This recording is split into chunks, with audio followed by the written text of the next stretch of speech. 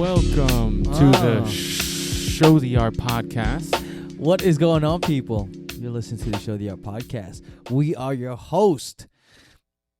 Yeah. I blanked out. We are one. We are your host. My name is Ames. Alongside with me is my boy, my brother, Abe. Yo. What's going on, man? I'm good, man. How are you? Crazy ass What weekend. the heck Let's get happened? straight to it, man. Dude, what happened? We got a lot of stuff to talk about. Not as much time as we'd like, but we're gonna jam it all in and make sure we speak on everything. We don't need much time. We don't. We just need to deliver the message to the masses. You want to deliver that bomb, that main event status, that man. main event Okay, level. Ames. What did you think of the fight leading up to the knockout? John Jones versus Daniel Cormier, number 2. Yeah. So what? We all know what happened. Yeah, right? We know that. Unless you're living under a rock. Yeah, we know that John knocked Cormier out with a high kick. Yeah. With a lead leg high kick. And it's amazing. Yeah. But what did you think of the fight up to that point? Up to that fight, I thought it was. No, that fight, not up to that fight. That fight. Yeah. Okay, sorry. So that fight, it's funny. Let me backtrack real quick. I feel old because I fell asleep even before the main card even started. I fell asleep like right as the prelims finished. So good thing I recorded it and I got to watch it like at 5 o'clock in the morning. So I was up, I watched it. So what I did, because I was really pulling for DC, like pulling hard for him, I turned off the volume and I just watched the fight. I didn't hear any commentary, so I didn't get swayed left or right. So I was actually thinking that even though Jones was getting a lot of hits in or kicks in, I still think I thought that DC was winning just because he was getting significant hits. He was hooking off on him. Boy, he was catching him, I think, a lot more. And he defended the takedowns, something that he didn't do the last fight. Like, he looked well prepared for that fight, right? Or was it just me? What did you think? You are spot on. Okay, yeah, he just looked super prepared for that fight. But the problem was John Jones was prepared too. And what you saw from the last fight, and he brought it up, that Anthony Johnson would just miss him with some leg kicks. That's why Anthony Johnson threw so With many. some head kicks. Yeah, head kicks. Yeah. I'm sorry. Yeah, he missed. He would just miss DC with those head kicks. And then John Jones, being the man that he is, found the time to kind of lull him to sleep, and he caught him hands down, down, man. And I haven't been that sad since BJ Penn lost to GSP, because I was really invested. I was really pulling for DC. Not like I don't even hate John Jones, but I just really like DC. Like, I became like I am a huge fan of DC now. He's such a likable character. He's such a likable fighter. Yeah, man. Right, inside and outside the cage, you can't help but not like the guy. The Commentary, he's entertaining. Oh man, when he gives when he's with Joe Rogan, on the mic, he's very intelligent, very well informative. spoken. Like him and Dominic Cruz are two of my favorite people. Yeah, they know how to break down fights. I love the way and they know how to give post-fight analysis and exactly. pre-fight analysis. Just everything all around. Yeah. So, I was on the same boat as you. Okay. So you had who did you have winning? I thought, it's hard to tell because it was mid-third round. Yeah. I thought the momentum was in DC's hands. Agreed. Right? First round, toss-up, because John Jones came out guns a-blazing. Yeah. And he was really... He came in heavy. So first round, I think, goes to John. Okay. I think. Yeah. I can't even argue. If you go John Jones or whoever did, I can't argue. First round. Yeah. But even towards the end of the first round, DC, you could see swagger coming back. You could see confidence growing in him. Yeah. And you're right. He was landing significant strikes. Second round comes out. Yep. All DC. Yeah. 100% DC. Not only was he pushing the pace, not only was he landing the more significant strikes, but it was the turning point for me watching the fight. Again, obviously the turning point was John Jones kicking him in the head. Yeah. But we're talking about before that moment. It's when DC started shaking his head. Oh, yeah. When he said, nope, that didn't hurt. Nope, that missed. When he started taunting John Jones, it wasn't to taunt John Jones. It was to build his own confidence. And it was high. Dude. It was through the roof. And you know what happened? And this is from my vision. This is from what I saw. Once he started doing that, right? I mean, he only did it for a couple seconds. Yeah. But he's like, nope, that didn't work. Nope, that didn't help. I ate that. And you know what happened? His confidence grew to a level where he finally needed it to be against Jon Jones. And then what happened after that? He would go in even harder. Yeah. He started to clinch Jon Jones without a worry. Normally when he clinches Jon, it's like a couple uppercuts, and then he tries to pull out and pull his head out. You didn't see confidence in Cormier. And Cormier is not a takedown artist that shoots from afar. He takes you down from the clinch. True. He flips you from the clinch. And that's why Jon has been able to take him down so often, because you could tell there was no confidence when he was clinching with Jon. Okay. But after that moment, you could tell he walked right into Jon's clinch, and he was smiling. He was like pummeling, and you saw the confidence ooze out of him. Boom, and then he tries to trip him. Then he actually tosses him. He actually tossed him. Jon did a nice move to follow up and off balance Cormier, which forced them both to stand back up. Great reaction speed. Yeah, man. Jon Jones. But I thought that was the turning point in Cormier. It was his own confidence in the fact that too much. Yeah. No, he wasn't feeling too much. I thought that was the reason why he started to win the fight. Oh, yes. You know what I'm saying? Yeah. And then the third round, he still had that momentum. Now, what made him lose was not that. It was his bad tendencies. Yeah. You know, Jon threw that high kick, and the way he reacted was a way you would react if you were untrained and you saw a kick coming to your belly. Like, you flinch down, your arms down. That's so true. That's a great point, man. And Jon said it, you know, we saw that he's done that in fights in the past. Yeah. When a kick comes to his body, he'll react that way. And we know it would work. It would be a matter of time. And that's just one of the things they practice. Yeah, they were just both really prepared for each other. And then unfortunately, the thing Jon Jones was prepared for was like a home run hit. Yeah. And I give DC so much props just because the way he was going at Jon Jones and the size difference. When you look at the difference between those two, man, it's ridiculous. Like, DC could probably face anyone, and what I'm trying to say is Jon Jones is the worst matchup he could ever have. True. The length, and he knows how to use that length. He'll go with kicks from different ranges. He'll go for oblique kicks, like different things that will throw you off, where he just can't, like, he just has to make you work. Yeah, man. So, and to break down Jon Jones' style a little bit more, this is not to correct you, just explain it. No, go ahead. But the way Jon uses his reach, it's not like he keeps people at the end of his jab the whole fight. Like, that's a reach fighter. What Jon does is he keeps you at a range, a specific range, a range where you can't reach him, and that's and he makes you, the way he keeps you there is by using his length, right? Yeah, he'll hit you with long shots, jabs, front kicks, and then he'll use things to stop you in your tracks to keep you in that range, like the kicks to the leg, like the front kicks to the knee, the side kicks to the knee, jab kicks to the belly. Yeah. He'll use those things to keep you there, whether he moves back when you move forward or as soon as you take a step, boom, he hits you with a little shot that stops you.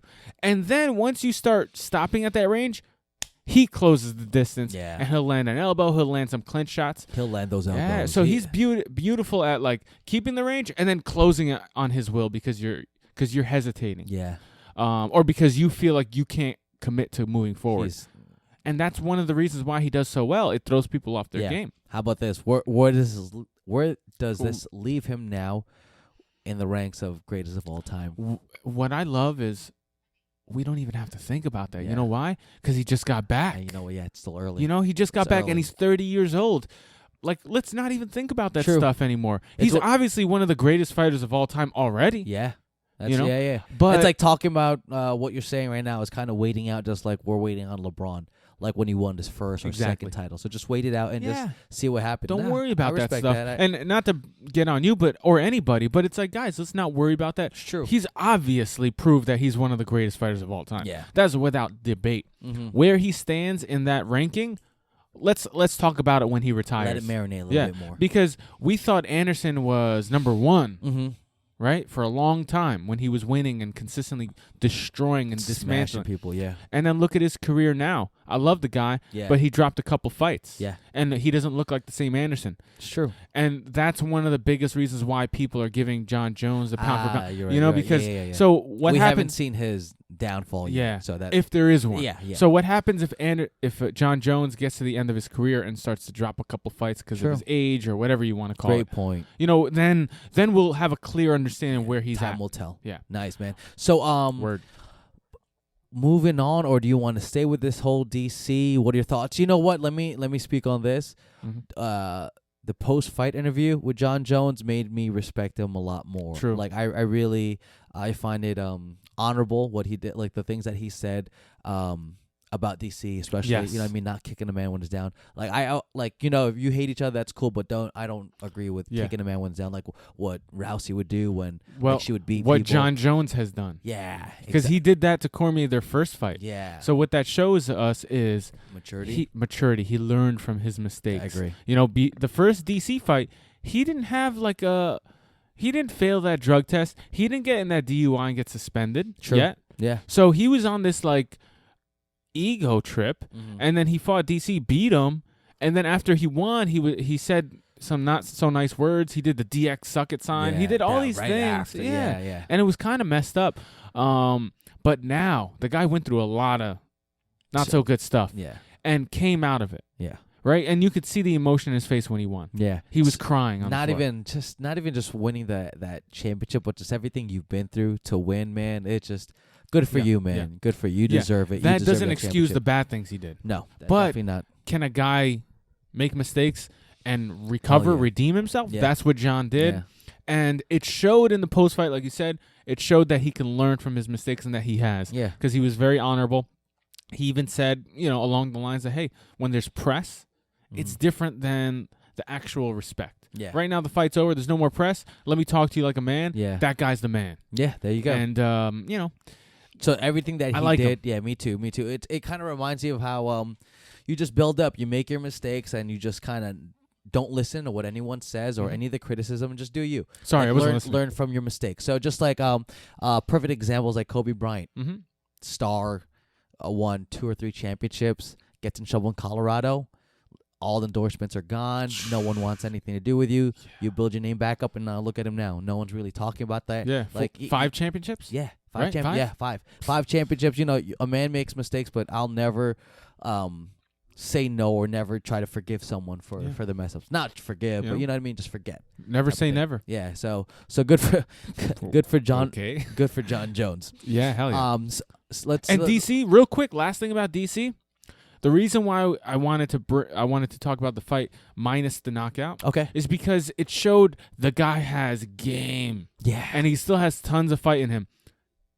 He still has a career. This is the first time he got finished in a fight. Yeah. This is the first time he got knocked out in a fight. Yeah. This is the first time he really got knocked down. And it's only his second loss. Yeah. And it's to the same guy. Exactly. Like Anthony Johnson knocked him down. Yeah. But he looked perfectly fine. It looked like the force is what dropped him more in that fight. So the guy's never really taken damage. It was like a Chris Weidman from his last fight. Yeah. It's like the guy's even less than that. The guy's 38 years old and he still is fresh. I can't believe he's 38, man. So DC, keep your head up. You still got a career. Yeah. Who knows? You might still be able to fight for the championship. Hey, since we're still talking about DC, I'm so glad. I'm really happy because on Sunday morning I saw a meme of someone. Yes, I saw that too. I know exactly someone took a picture of his crying and then made a meme. I'm like, yo, I'm tired of this, man. And I posted that morning. What did I say? Let me go to my Facebook real quick. But I don't know if you saw the other meme that said, "This is not a face you make a meme of." That's what you're talking about? That's what I'm talking about. No, there was one before that making fun of him. Okay. So once I saw that, I said, I'm not down with making. This is my post on July 30th at 9 a.m. I'm not down making a meme or clowning someone after a loss or competing. They grind for weeks, months, even years leading up to events, and when they show emotion or mess up on a play, we rag on them to collect a few likes and ha-has. Get the you scrub. Yeah. That's what I feel, man. Yeah. I'm so tired of taking these athletes or anyone that, failing at trying to accomplish something they work so hard for and clowning them. Get out of here, man. So if that's you, man. Where do you? But here's the thing: where do you draw the line? Do we make fun of what's his name, McGee, in the NBA for tripping when he's running down the court? Is that cool? See, I don't even do that. I don't really clown. It's funny though. Yeah, it's fun. It's funny though. But stuff like that, like crying or like showing emotion, that stuff gets me. No, yeah, of course. Yeah. like imagine people made a meme of you crying at your wedding. Sure, yeah. Which they did. Which they did. You know what I mean? What's worse though? What's a better meme actually? You crying at your wedding, that meme, or Cormier crying after the fight? Probably mine. I'm not. Probably mine. Or the Michael Jordan one. The Michael Jordan one. Did Michael Jordan really cry in that one? I think so. Or what's that? I have no idea. But I don't even like that one. Yeah. See, I'm to the time. It's like, yo, get out of here, you. Because I just know it's a bunch of trolls, a bunch of corny ass people, a bunch of losers that want to get likes. Yeah. Something. If you're one of those people listening, stop listening. Because I'm not down with you. Yeah, I'm coming in hot takes, man. Because it really pisses me off, man. No, for sure. I don't like kicking people when they're down. That's it. Yeah. That's where I stand. And it's all about perspective. If you're someone who makes stupid memes about someone who just failed, right, miserably like that, imagine somebody did that about you. Yeah. Imagine when you lost your job and somebody made a meme about you walking out of the place. Yeah. You're going to be so upset. You're going to be so sad. Yeah. Or your family. Guys. Imagine someone doing that to like a brother or sister. I would rip someone's head off if they did Imagine somebody made a meme about your son. Yeah, look, I would. Look, his diaper got full. Yeah, I would son him. I would son him so hard, even though he could be a black belt, but I'll try to son him. Yeah, like they made a meme of your son's like, packed diaper, and I wish you would. Exactly. So that's where I stand on that. It's cool seeing Tom DeBlass even posting it, or whatever, or like a lot of these guys, or even ADCC posting that same meme that you're talking about. Like this is a face or a picture that you don't make fun of. For sure. You know what I mean? So they made a meme about a meme in a meme. Yeah. So they stunned the people that made the meme. Yeah, so that was actually a good way of hell yeah, of killing that. That's hell like what that's like what what's his name? Eminem did in 8 Mile. Remember? He's like in his battle rap. Yeah, he said everything about himself that the guy would have said about him. The guy had nothing to say. That's pretty dope. You know, so I just compared. I didn't watch the movie, but I watched that ending. Okay, that was dope. Yeah, that was a dope way to do it. So, moving on. What are your thoughts on the other? Speaking of entertaining, Woodley versus Mike. Oh yeah, fight of the night. Yeah. Well, let's go quick on it. Let's go quick through the. You know what, man? It wasn't an entertaining fight in the slightest. That's okay though, because it's okay. Yeah. What I was saying was, Tyron Woodley both guys are very good fighters, very good athletes, very good competitors. The thing about Woodley is his ability to follow the game plan to a T. To a T is unlike any other. But it's his gift, but it's also his curse. Yeah. Because he follows it so strongly that he's not willing to to take some chances along the way that could potentially win you the fight sooner. True. You know what I'm saying? At least that's what it looked like from from our point of view. So yeah, he can follow the game plan to a T.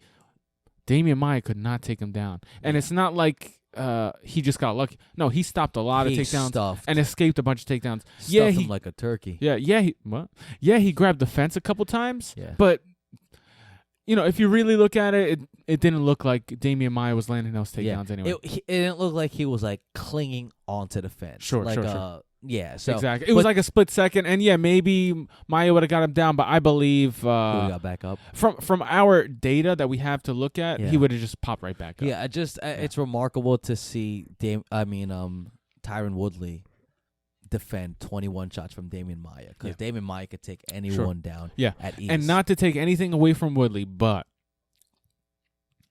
if you're just defending, if that's your only job, it's relatively easy to defend. True. If you roll with a black belt, right? You're a blue belt in jiu-jitsu. You roll with a black belt, and you're just thinking, and you're a blue belt, like you're a good blue belt. You're not some new person. You know moves. You've seen most of it. Yeah. And your only job is to just defend. You're not even thinking about attacking. True. I'm just gonna stop this black belt attacks. Okay. More than likely, you'll be able to do it for the whole round. Okay. Right? Unless. Like, if you just stay tight, and that's what Woodley did the whole fight for the most part. Gotcha. He just kind of had his hands pretty low, ready to sprawl, ready to stop the takedown, and he did it to a T, but that's where the fight was. Yeah. It was just him. Yeah, he talked about not throwing any hooks. He was going straights. Yeah. I know he said that he got a shoulder tear or something. His shoulder came out. Oh, did it? Yeah. But here's my biggest thing, man. There was moments in the fight where of high level striking from Woodley, and I was like, oh shit, keep doing that. That counter was amazing. And then like you see him get into a little rhythm after landing a nice shot, but then he would not commit. Gotcha. And it's like, dude, like you just showed brilliance. Keep it up. You're probably gonna win that fight then and there. Yeah. Because you just hit him like a couple times. So I when you compare him to a guy like John Jones on the same night, John Jones might be the best at following a game plan, but at the same time, taking the chances, taking the risks to win the fight, to finish the fight. And if you don't think that professional fighting, there's no risk involved, you got another thing coming. Yeah. The whole fight is a risk. You got to take some chances, man. You got to treat the fight like it's your first. Like the next shot is a title shot. Yeah. And him to say that, last thing, for him to say that, I understand why he's mad because people are dogging on him, but for him to say that he's the best welterweight of all time, that he's the better version of GSP, you can't say that after that performance. And you can't say that after your last 3 performances. Because, you knocked down Wonder Boy in each fight, and you knocked down Maia, but you didn't commit to anything. You didn't show that you really wanted to finish the fight. Yeah. He so he's kind of like a chef cooking, not basic, but like going with not easy. How do I say this? It's like this. Every time I cook, I go to Google, I go to allrecipes.com, and I follow the recipe to the T.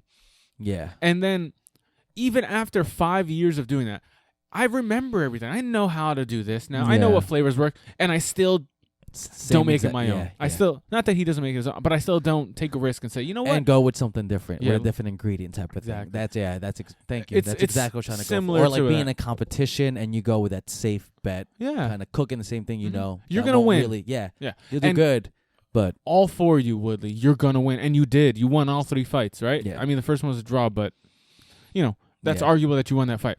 But if you want people to like you and follow you and want to see your fights, you have to kind of do a little bit of both. Yeah. I think it's more the past 2 fights that hurt him.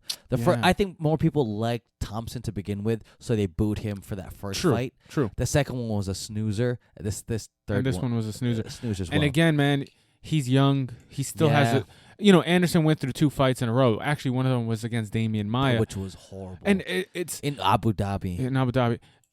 To me, what it looked like with Anderson was like, guys, can you bring me no disrespect to Damian Maia? Can you bring me somebody that is going to challenge me? This guy's not even fighting me. And then he looked bored out there. Down. Yeah, he did. Anderson, because Anderson was hitting him at will, stopping his takedowns at will. It sucked that he was bored, so he made us bored. Yeah. Well, it just looked like Anderson was done with the fight. Yeah. He's like, you know what? Hell? And it seemed like in that fight, he was just trying to put on a show. It's like, just stop with the show and just put him out of his misery. Yeah, put the dog out. So, Woodley, don't take any offense to this. And you know better than anybody, don't read the comments. Don't listen to the interviews, because you won the fight at the end of the day. Don't worry about what other people think. He actually went on MMA Hour Monday. Oh, nice. Okay. And he went off on Dana White. Oh, he did. And he's like, you owe me a public apology. I do everything for the UFC. I do everything great. I only show respect, and this is how you treat me. You're a champion. And he's right. He's right. But, no offense. Dana White does that to everybody. That doesn't necessarily make it. But he was speaking the truth. Mm-hmm. He was speaking the truth. And, maybe in Dana White's head, the guy's trying to motivate you. Yeah. Dude, get your shit right. Try to win these fights. Try to finish these fights, and I'll make you $1 million. Help you out. Yeah. Yeah. I think Woodley was like, say that stuff, but come to me first. If you think I did a lackluster job, if you think I need to improve on this, come to me first. I don't want to have to hear about it later. Honestly, Tyron, that doesn't matter. I think he just has to understand the business side of it. Yeah. He's not going to go straight to him because he has to talk to all these people interviewing him. He has to go to whatever her name is. But it doesn't matter whether Dana says it. Yeah. Like, he was just speaking the truth. You need thicker skin. Yeah. And it's not like Dana was like, this guy is a sucky fighter. He's our champion, and he sucks, and he's just boring. He was just like, dude, that was a snooze fest.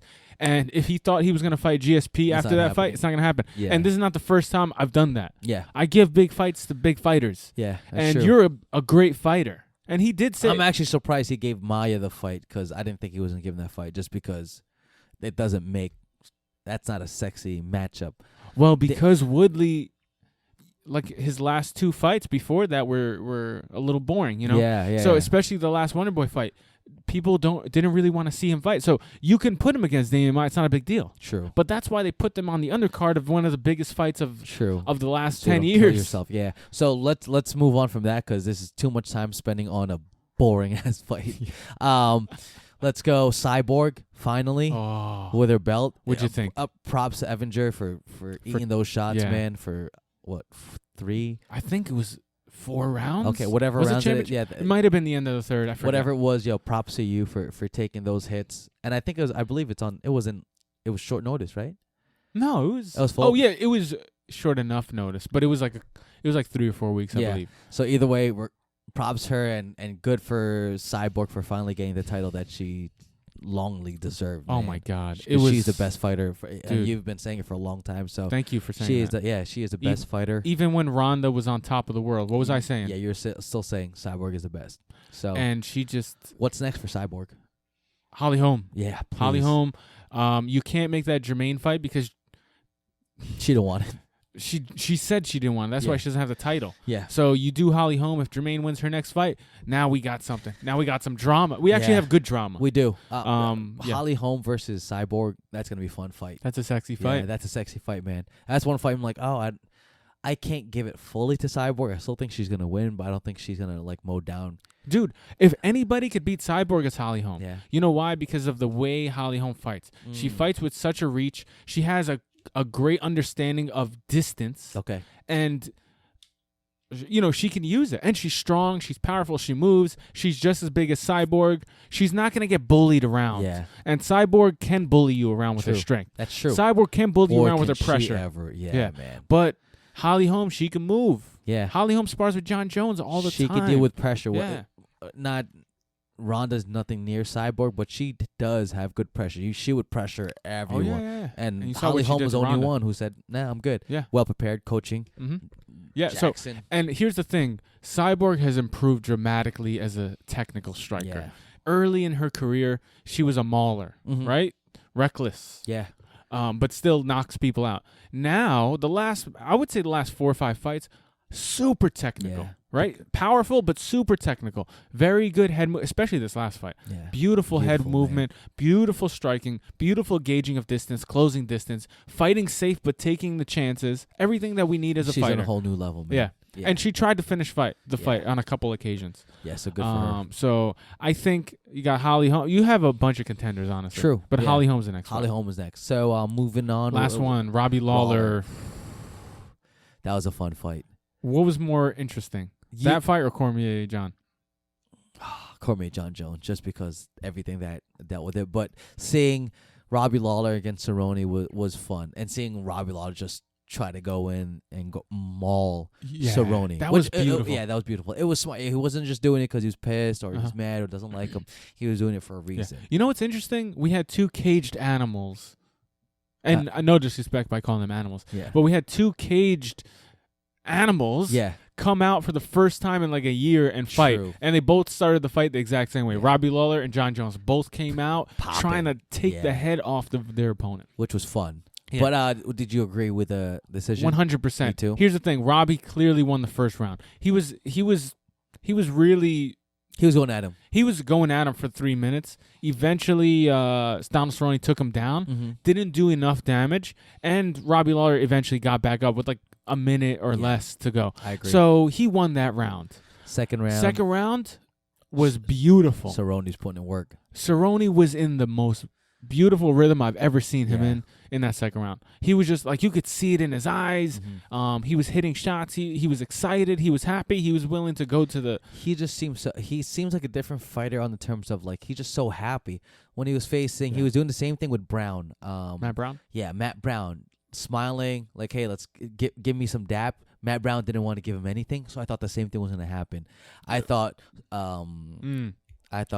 Robbie wasn't going to give him anything until the third round. They would dap it up, and then Cerrone would take advantage of that. But they didn't. So no, they didn't. And here's the thing: to go back to what Woodley has been saying after every fight, guys want to see, or people want to see, blood and bones. They want to see just people laying it down in the last 10 seconds and throwing leather and trying to knock each other's heads off, reckless abandonment. Mm-hmm. I'm not that type of fighter. I'm a winner. I'm going to win.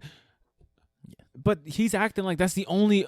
People like to see that. Yeah. But that's not the only thing we like to see. We also like to see a very technical, high-risk fight in Donald Cerrone, Robbie Lawler.